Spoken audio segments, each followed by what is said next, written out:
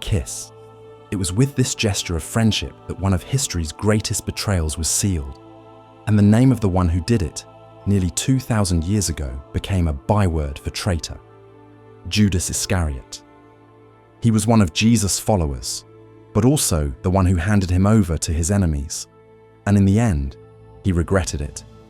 Judas was one of the 12 apostles, a trusted man in the group. So much so that he was the treasurer, in charge of their money. In those days, following Jesus was dangerous. The religious leaders and the Roman soldiers were always watching, and any small disturbance could turn into an uprising. Judas saw up close the miracles, the teachings, and the clashes Jesus faced. Even so, his story is marked forever by a single thing: the betrayal. Picture the scene. Jerusalem was packed for the Passover festival. Streets crowded with people, Roman soldiers everywhere. Jesus had just arrived in the city and challenged the sellers in the temple. Because of that, the chief priests wanted to arrest him, but without attracting the people's attention. They needed an insider, someone who knew where to find Jesus at night, away from the crowd. Judas was that person. But why did he do it? To this day, people debate the reasons. The Bible says it was for money, 30 pieces of silver. The books of Luke and John also say that Satan entered Judas to show the power of evil at that moment. There are other ideas as well. Perhaps Judas was disappointed. He might have been expecting Jesus to be a warrior leader who would drive out the Romans. But Jesus spoke of a kingdom that is not of this world and of loving one's enemies. To Judas, that may have sounded like weakness. Some think he wanted to force Jesus to use his power when cornered. Others think he simply felt fear or grew tired of living under constant watch. None of these ideas removes his guilt, but they help us grasp the pressure he was under. At the Last Supper, Jesus warned, "One of you will betray me." Confusion swept the table. Even so, they went to a garden called Gethsemane. While Jesus was praying, Judas arrived with the guards. The sign to show whom to arrest was a kiss, a gesture of affection and respect used to hand someone over to their death. After the arrest, Judas disappears for a while. When he reappears, he shows his remorse. He tries to return the money, saying, "I have sinned. I have betrayed an innocent man." But the priests didn't care. Desperate, Judas threw the coins onto the floor of the temple. There are two accounts of his end. One says he hanged himself, another that he died tragically in a field bought with that same money. Either way, what was done could not be undone. But why did Judas betray Jesus? The 30 pieces were not a great fortune. Was it politics? If he wanted a revolution, did Jesus' path of peace leave him frustrated? And what about destiny? Jesus already knew he would be betrayed. If everything was part of God's plan, did Judas have no choice but to do what he did? Or could he have acted differently? That tension between the divine plan and human choice is what makes Judas such a striking figure. It's important to remember Judas wasn't the only one who failed. Peter denied knowing Jesus 3 times. The other disciples fled in fear. The great difference is what they did afterward. Peter wept, repented, and began again. Judas was consumed by guilt and saw no way out. In Christian history, Judas's betrayal was a necessary step for the crucifixion to take place. That doesn't make him a tragic hero, but it does show how people's wrong choices can become part of something much larger. In the end, Judas remains a huge question mark about guilt, destiny, and the possibility of forgiveness. They entered the Senate thinking they were about to save the Roman Republic, but instead they started a terrible civil war that destroyed it for good. It was a planned attack, in broad daylight, at the very heart of Rome. Because of that, the names of Brutus and Cassius were forever marked in history as an example of how killing a powerful ruler can go terribly wrong. Marcus Junius Brutus and Gaius Cassius Longinus were not just anyone. They were important senators, experienced men who knew Rome's laws and understood that their actions would have great consequences. Brutus came from a famous family. One of his ancestors had expelled the old Etruscan kings from Rome. Because of that, his very name already served as a warning to anyone who might want to rule alone, like a king. Cassius was a clever general and politician. He had seen civil wars before and knew their dangers, but he also distrusted anyone who concentrated power. To him, watching one man grow ever stronger was a danger to all of Rome.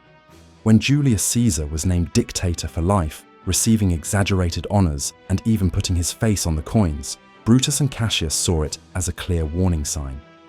The most complicated part was that Caesar and Brutus were very close. Brutus's mother was a woman deeply connected to Caesar. In the past, Brutus had fought against Caesar, alongside General Pompey. Even so, Caesar forgave him and treated him with great respect, giving him important positions and welcoming him into his circle of friends. Caesar was very fond of Brutus, and forgiving him in that way was rare in Rome, a city full of vendettas.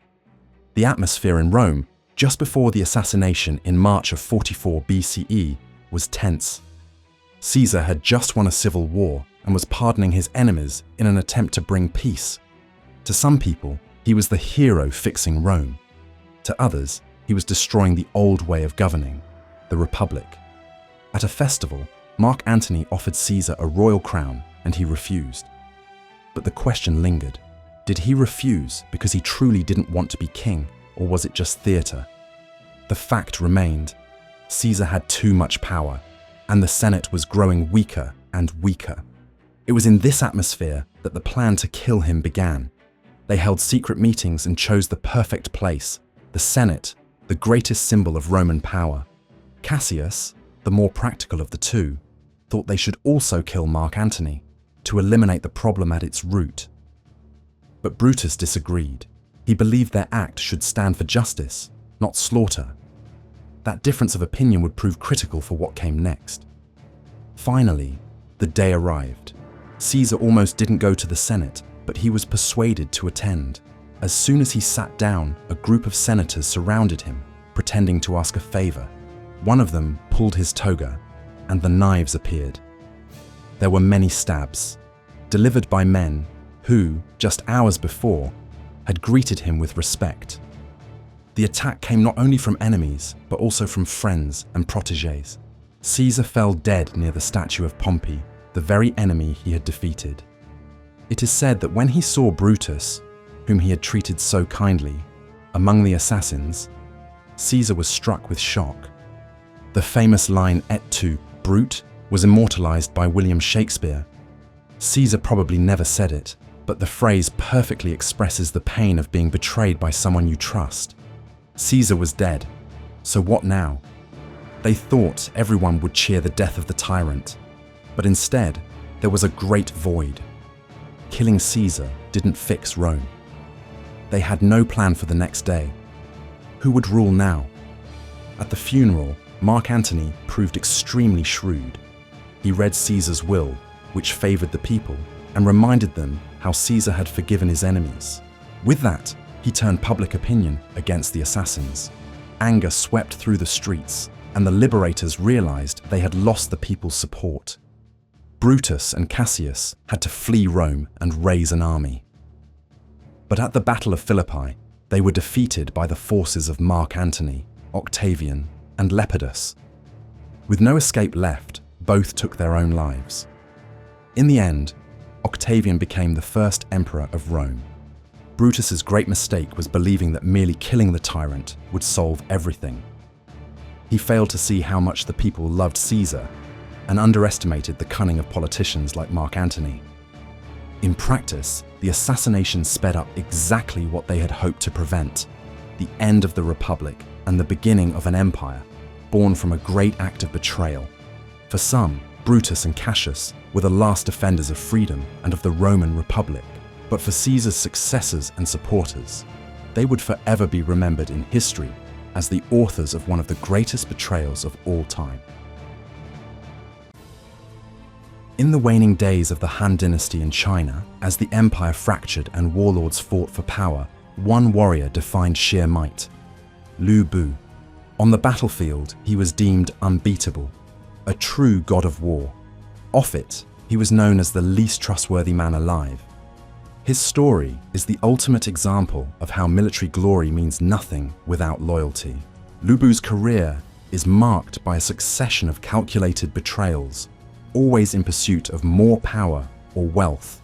He began his path as the protege of a warlord named Ding Yuan.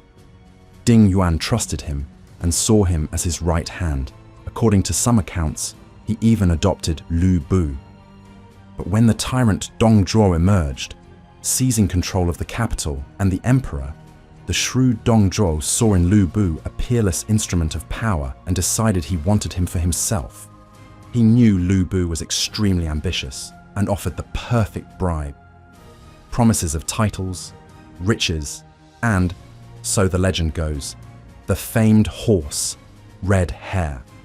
For Lu Bu, the offer was irresistible. He didn't merely desert, he murdered Ding Yuan, cut off his head, and presented it to Dong Zhuo as a gift of loyalty. Now, Lu Bu was the chief general and bodyguard of the powerful Dong Zhuo, who also adopted him. He stood at the top, protecting the most hated and powerful man in China. But the words loyalty and Lu Bu rarely went together. Other officials, desperate to free the empire from the tyrant who controlled it, realized there was only one man who could get close to Dong Zhuo: Lu Bu himself. Knowing his unstable nature and his ambition, they manipulated him, according to many tales, by using a beautiful maiden named Diao Chan to spark conflict between the two. Once again, Lu Bu was persuaded to betray his master. In an act that shocked the empire, he led the coup and personally killed Dong Zhuo, his second adoptive father. Lu Bu may have rid the country of a tyrant, but he also sealed his reputation forever. He was the man who killed his patrons. After Dong Zhuo's death, Lu Bu tried to establish himself as a great warlord. He roamed China seeking allies, but everyone knew his history. He would join a leader and then betray him, make peace treaties, and then break them. No one wanted to turn their back on Lu Bu for fear of a knife in the back.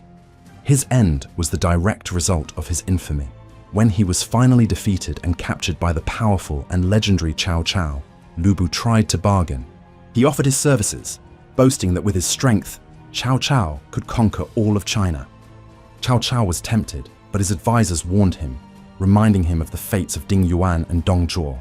At that moment, it became clear that Lu Bu's strength was useless if no one could trust him. And so Cao Cao realized that keeping Lu Bu alive was a risk he could not take. The greatest warrior of his era was strangled. The story of Lu Bu shows us that strength can make you feared, but constant treachery guarantees you will have no one at your side. A simple whisper from a traitor brought an end to the most heroic military stand the world had ever seen. A hidden path, a finger pointing up a mountainside, and suddenly the weak point of an invincible army is revealed.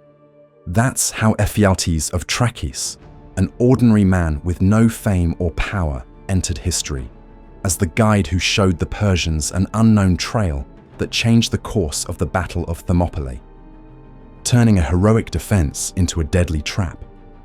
The story took place in 480 BCE. The Persian king Xerxes invaded Greece with a gigantic army. The Greeks' plan was to use the terrain to their advantage, fighting in tight places where the Persians' huge numbers wouldn't matter. At Thermopylae, a narrow pass between the mountain and the sea, King Leonidas and his men, Spartans and soldiers from other Greek cities, achieved what seemed impossible, holding back a monstrous army for days. The Persians attacked, but were repeatedly beaten back. The Greeks' goal was simple: buy time, so the rest of Greece could prepare for war. It's at this moment that Ephialtes appears. He was a shepherd from that region and knew every trail on the mountain. The information he had wasn't a state secret, but it was unknown to anyone who wasn't local. What made his actions so decisive was the timing. At night, while the Greeks rested, Ephialtes led Persian soldiers along the shortcut and brought them behind Leonidas's lines. When day broke, the Greeks saw they were surrounded. The strategy of blocking the pass no longer worked. Leonidas acted quickly. He dismissed most of his allies so they could escape and fight another day, but the Spartans and a contingent of Thespian soldiers chose to stay and fight to the end. The final battle was brutal, but they managed to delay the Persian advance even further. In the end, Thermopylae fell, but the time they gained proved crucial and allowed the city of Athens to be evacuated, setting the stage for the next great battle at sea. But why did Ephialtes do it? Ancient historians point to three possible motives. The first is greed. He expected a rich reward from the Persian king. The second was a matter of survival. His region was already under Persian influence, and collaborating with the stronger side seemed the safest bet. The third motive may have been simple self-interest. Unlike the soldiers who fought for their land and people, Ephialtes may have been thinking only of his own gain. To this day, there remains a small doubt whether it was really him. The historian Herodotus notes that other names circulated at the time, but the story ultimately singled out Ephialtes as the chief culprit. The Greeks put a price on his head, and he had to flee. Years later, he was killed, but in a different dispute, not for his betrayal. The power of this tale of treachery lies in the contrast. On one side, we have the soldier's courage and sacrifice. On the other, an ordinary man with a map in his head. The battle wasn't lost because the heroes faltered, but because someone simply redirected the course of the fight. Over time, the name Ephialtes became the Greek word for nightmare, like a threat that arrives when you least expect it. It's easy to frame the story as a battle of good versus evil, the brave versus the traitor. But reality is more complex. It shows us how knowledge of a place can be more powerful than an army, and how the choices of ordinary people can have gigantic consequences. That's why Ephialtes is so remembered. He shows us that history isn't only made by kings and generals, but also by those who know the shortcuts. What happens when a nation's greatest hero is consumed by hatred for it? The legend of Coriolanus shows it all too clearly. He was Rome's bravest soldier, a brilliant general who defended the city with his own blood. But when his pride was wounded, he became a traitor to his own people, leading an enemy army to Rome's gates. In the 5th century BC, Coriolanus was an aristocrat who loved the glory of the newborn Roman Republic. But like every good aristocrat, he despised the plebs. He earned his famous name by single-handedly taking the enemy city of Corioli. He was Rome's sword, but he had no patience for politics or for the demands of common citizens, whom he saw as weak. That pride and contempt for Rome's common people proved his ruin. In a heated political dispute, his hatred for the people prevailed. He was accused of treason, and instead of defending himself with humility, he attacked his accusers. The result was a sentence of exile. Rome banished its greatest hero. For a man like Coriolanus, that humiliation was worse than death. Blinded by resentment, he did not go quietly into exile. He did the unthinkable for someone who claimed to love Rome. He went straight to the Volsci, Rome's fiercest enemies at the time. His betrayal was complete. He offered his military genius to the enemy and asked for only one thing: revenge. The Volsci, who had feared him on the battlefield, now had him as their general. The result was devastating. Coriolanus, leading the enemy army, swept aside Rome's defenses. He knew every tactic, every weak point. City after city fell before him. In no time, the Volscian army, commanded by the greatest hero Rome had ever known, was camped outside the city walls, ready for the final assault. Rome panicked. They sent senators, old friends, and priests to beg him to stop. But Coriolanus' pride was iron. He refused every plea, determined to burn the city that had rejected him. The betrayal was halted only when Rome played its last card. a delegation of Roman women left the city, led by the people his pride could not ignore. His mother, Volumnia, his wife, Vigilia, and his children. They did not appeal to his patriotism, for that was already dead in his heart. They appealed to his honor as a son and a father. His mother confronted him, asking whether she stood before her son or Rome's enemy, and whether she would have to live to see her family enslaved by the man to whom she had given life. The relentless general was finally broken by his family's heavy gaze. He could not give the order to destroy his own mother, and so he ordered the army to withdraw. By sparing Rome, however, he betrayed his new allies, the Volsci. Legend says the Volsci, enraged at having victory over Rome stolen from them, executed Coriolanus. He died as he lived, a man so proud that when forced to choose between his homeland and his ego, he chose his ego. Armies can conquer nations, but palace intrigue can rot them from within. And no one in China's history proved this more terribly than Zhao Gao, a eunuch of the Qin court. He commanded no soldiers and drew no sword. His weapon was treachery.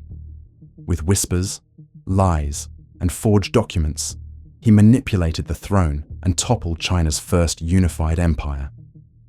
This tale of betrayal begins when the mighty first emperor of Qin, the man who unified China, dies suddenly while on a journey. The rightful heir was the eldest son, Fusu, a capable and respected prince, but Zhao Gao had other plans. As chief eunuch and keeper of the imperial seal, Zhao Gao controlled all official communications. He saw his chance. He concealed news of the emperor's death and sought out the younger son, Hu Hai, a weak youth, easy to manipulate.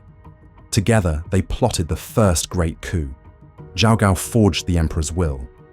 Instead of naming Fusu as successor, the fake decree ordered Fusu to take his own life for lack of loyalty. Zhao Gao betrayed his dead emperor, betrayed the rightful heir, and betrayed the empire's future, all to put a puppet on the throne. With Fusu dead, Hu Hai became the second emperor of a unified China. But the true ruler was Zhao Gao. He handled the young emperor like a master puppeteer, urging him to live in luxury and ignore affairs of state. While the emperor amused himself, Zhao Gao began removing his rivals one by one, until no one at court dared question him. His audacity became infamous in a chilling test. One day, Zhao Gao brought a deer into the palace and presented it to the emperor, saying, "Your Majesty, here is a magnificent horse." The emperor, puzzled, laughed and asked his ministers what they saw. It was a trap. The ministers who told the truth, "That is a deer," were secretly marked by Zhao Gao and later executed for dishonesty. Those who lied to please Zhao Gao were promoted. With that act, Zhao Gao proved that the fear he inspired outweighed loyalty to the emperor or to reality itself. Thus, he came to control the imperial court completely. While Zhao Gao toyed with power, the empire the first emperor had built with blood and iron began to crumble. Rebellions erupted across China, weary of cruelty and weak leadership. As rebel armies marched toward the capital, Zhao Gao decided his puppet was no longer useful. In his final betrayal, he turned on the very emperor he had placed on the throne, driving him to his death. He tried to install another member of the royal family, but it was already too late. Zhao Gao was killed in the chaos that followed. Soon after, the Qin dynasty, supposed to last 10,000 generations, fell after only 15 years.